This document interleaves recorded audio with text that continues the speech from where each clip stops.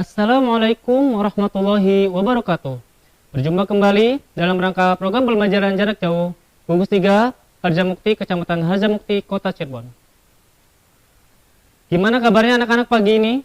Mudah-mudahan kita semua senantiasa dalam lindungannya dan selalu diberi kesehatan. Amin ya rabbal alamin. Baik anak-anak, pada hari ini khususnya untuk kelas 4 kita akan belajar matematika tentang pembulatan dan penaksiran bilangan. Sebelum pelajaran dimulai, alangkah baiknya kita semua berdoa menurut kepercayaan dan agamanya masing-masing. Berdoa dimulai. Berdoa selesai. Baik anak-anak, kita simak video berikut ini tentang materi pembelajaran pembulatan dan penaksiran bilangan.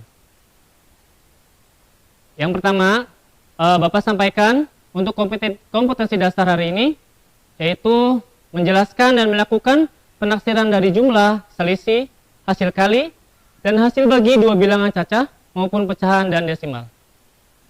Adapun untuk tujuan pembelajaran kali ini, yang pertama, kalian mampu menyelesaikan masalah yang berkaitan dengan operasi hitung taksiran, taksiran atas, bawah, dan taksiran terbaik dari bilangan cacah. Yang kedua, kalian mampu menyelesaikan masalah yang berkaitan dengan operasi hitung taksiran pecahan biasa, campuran, desimal, dan persen. Baik, anak-anak sudah siap untuk menyimak materinya? Ya, kita lanjut ya. Yang pertama yaitu tentang pembulatan bilangan. Ya, jika angkanya kurang dari 5, misalnya 4, 3, 2, 1, ya itu kan di bawah 5, kurang dari 5, maka dibulatkan ke bawah. Dan jika angkanya sama dengan 5 atau lebih dari 5, maka dibulatkan ke atas. Angka yang lebih dari 5 itu apa saja anak-anak? Ya, betul, angka dari 5 ke atas 6, 7, dan seterusnya. Maka dibulatkan ke atas. Itu aturan pembulatan, ya dibulatkan angka yang lebih dekat. Contohnya, ada 3,4. Lebih dekat ke bilangan satuan berapa? 3, ya. Terus, maka 3,4 dibulatkan ke satuan terdekat menjadi 3. Kenapa? Kita lihat di belakang koma itu angka 4. Angka 4 itu kurang dari 5 atau di bawah 5. Jadi lebih ke satuan terdekat menjadi 3. Kemudian ada bilangan 169 lebih dekat ke bilangan mana? Yaitu ke puluhan. Puluhannya berapa? Yaitu 170. Maka 169 dibulatkan ke puluhan terdekat menjadi 170. Kemudian berikutnya pembulatan bilangan kesatuan terdekat.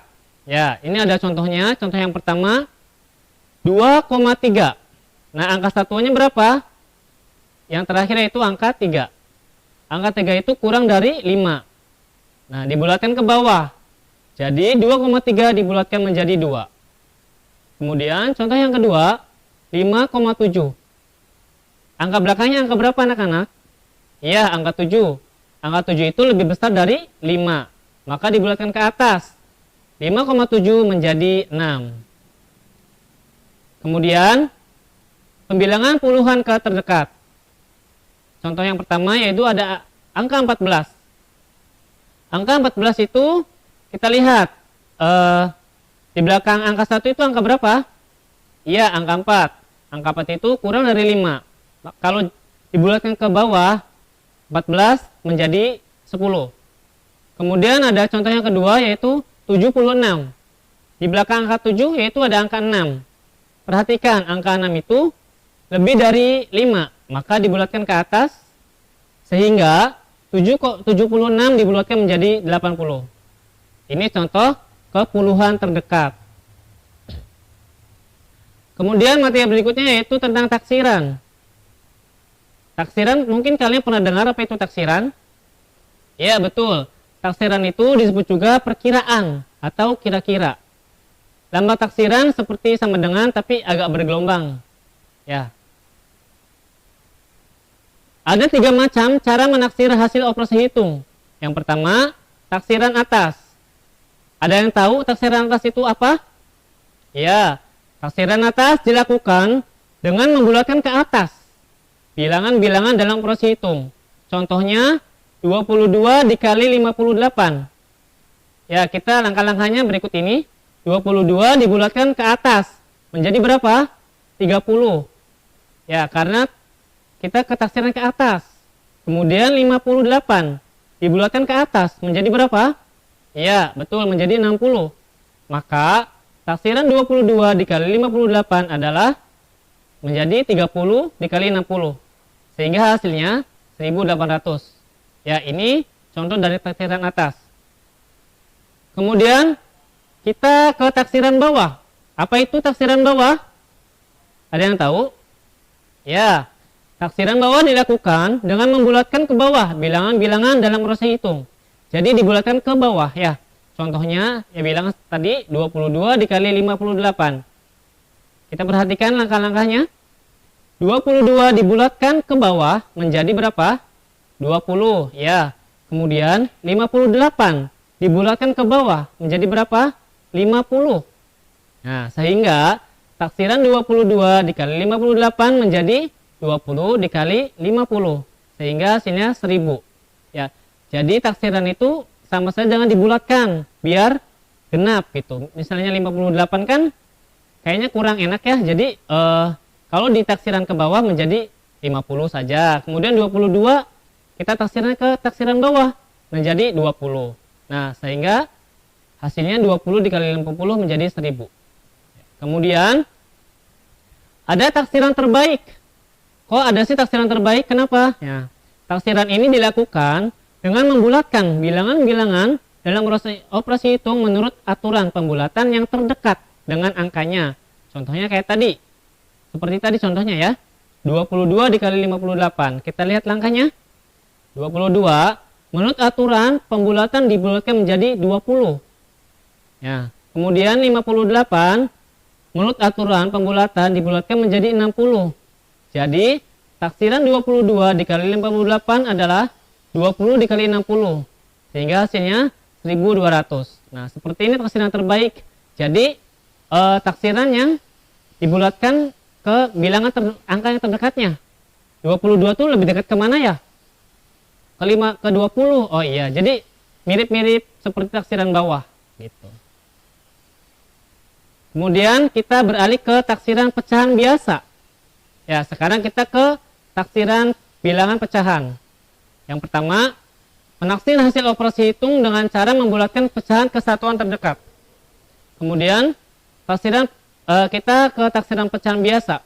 Ada contoh 4/5 dibulatkan menjadi 1. Kenapa? Nah, 4/5 itu sama halnya 4 dibagi 5. Hasilnya berapa? 0,8. Nah, dibulatkan ke satuan terdekat menjadi berapa?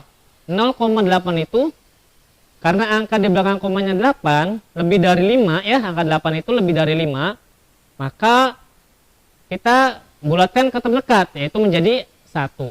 Ya, jadi 4/5 itu kalau dibulatkan menjadi 1. Nah, seperti itu ya.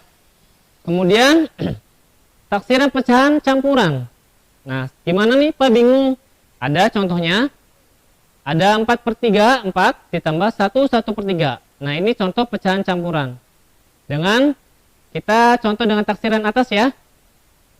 4 3/4 dibulatkan ke atas menjadi berapa? Menjadi 5. Ya, kemudian ada 1 1/3 dibulatkan ke atas menjadi 2. Nah, sehingga 4 3/4 ditambah 1 1/3, 4-nya kita ubah menjadi 5 karena kesatuan ke atas, dan 1 1/3 kita bulatkan menjadi 2. Sehingga 4 3/4 ditambah 1 1/3 sama saja dengan 5 ditambah 2, yaitu hasilnya berapa? 7. Ya, betul. Kemudian kita ke taksiran desimal. Ada contohnya yaitu 9,85. Nah, pecahan desimal itu yang koma-komaan. Ada komanya. Nah, itu berarti pecahan desimal. Contohnya ini 9,25 ditambah 2,43. Nah, 9,25 dibulatkan ke satuan terdekat menjadi berapa? 10. Kenapa? Karena lebih dekat ke 10 gitu, 9,25 itu. Kalau ke 9 berarti namanya taksiran bawah.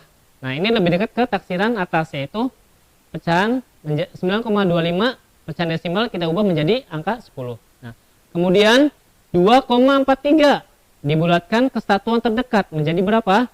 Menjadi 3. Ya, ini taksiran desimal yang menggunakan taksiran terbaik karena dibulatkan ke satuan terdekat. Jadi 9,25 ditambah 2,43 hasilnya sama saja dengan 10 ditambah 3, yaitu 13. Nah, untuk kesimpulan pembelajaran hari ini, yang pertama, untuk melakukan pembulatan perhatikan nilai tempatnya. Kita perhatikan nilai tempatnya ya. Angkanya apakah di bawah 5 atau di atas 5? Atau sama aja sama dengan 5. Kemudian, jika angkanya kurang dari 5, kayak angka 1 sampai 4 itu kan kurang dari 5 atau di bawah 5, maka dibulatkan ke bawah. Misalnya 11. Angka 11 kayak seperti tadi di atas ya, ada angka 14. Nah, ini angka 11. Kalau dibulatkan ke bawah menjadi angka berapa? 10, ya betul. Kemudian jika angkanya sama dengan 5 atau lebih dari 5, maka kita bulatkan ke atas. Gampangnya seperti itu ya. Nah, mungkin itu kesimpulan pembelajaran hari ini. Jangan lupa tetap semangat, biarpun kita belajar dari rumah, kemudian juga ada pembelajaran tatap muka sudah dimulai, tetap belajar di mana saja dan kapan saja. Mungkin itu saja yang dapat Bapak sampaikan. Kurang dan lebihnya mohon maaf. Bapak akhiri dengan wassalamualaikum warahmatullahi wabarakatuh.